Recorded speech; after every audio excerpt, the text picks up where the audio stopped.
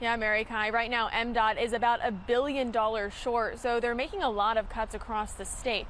A large chunk of those cuts are coming from transit, which means construction for the Red Line project could be pushed back. Governor Wes Moore has been advocating for this project, so today I reached out to his office asking if he thinks this plan is still possible. 1, 2, 3. This was the moment back in June when Governor Wes Moore was celebrating the Red Line. This is a day that we will celebrate for generations to come. A major light rail project which will provide transportation east to west across Baltimore. But fast forward to now. What we fund and what we don't fund speaks to our priorities, and it doesn't feel like we are being, again, prioritized. What are we supposed to tell them when their buses aren't on time, when their buses are not in good repair?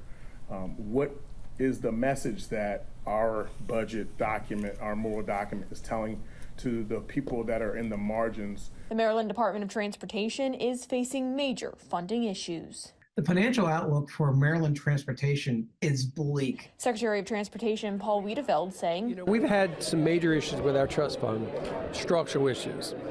Historically, they get dealt with every so often. We've been under tremendous pressure with inflation, with the money that we got from the federal government after COVID, that's now gone, and now you're seeing the results of that. There's no lack of needs, right? But it's how far can we go to meet those needs? And we have to produce a balanced budget. MDOT is making $1.3 billion in cuts over the next 6 years. Many of those cuts impacting Baltimore. You talked about the approximately $1.3 billion less in this year's CTP. About $672 million of that is the MTA alone. Ultimately putting the reality of the Red Line in question.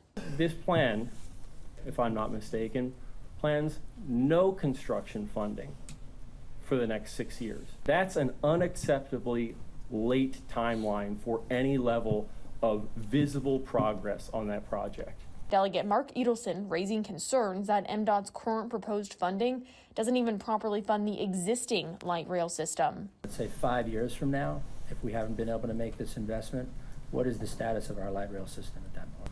I can't predict, but I mean, the vehicles are continuing to decline in reliability, and so I would anticipate, further delays, further issues. We'd have to supplement with buses. Calling into question MDOT's ability to get federal funding for the Red Line, something that will be necessary for the project expected to come with a price tag of billions. So if we underfund the state of good repair in our system and aren't able to accomplish the light rail overhaul project, am I correct that that would negatively impact our application to the federal government for the Red Line funding? It would. As Governor Wes Moore has been touting this project, I asked his office if he will advocate for more funding, and if so, where will that money come from? And with MDOT's current financial state, does the governor think the Red Line plan is still feasible? Taxpayer advocate David Williams saying, If the governor were truly concerned about transportation in the city, he would look at alternatives like enhancing the bus system. This is something that could be done quicker, more efficiently, and cheaper. And so far, we've yet to hear back from Governor Moore's office with answers to our questions. But despite all of these funding concerns, there will still be open houses for the Red Line project held across Baltimore this week. If you're interested in getting any updates on the project or some of the possible routes, you can head to our website at foxbaltimore.com for dates and times of those meetings. Live in Baltimore, Jessica Babb, Fox 45 News. I'm Kai Jackson. Thank you for watching. Here's another video to watch. Also, please take a moment to subscribe to our channel.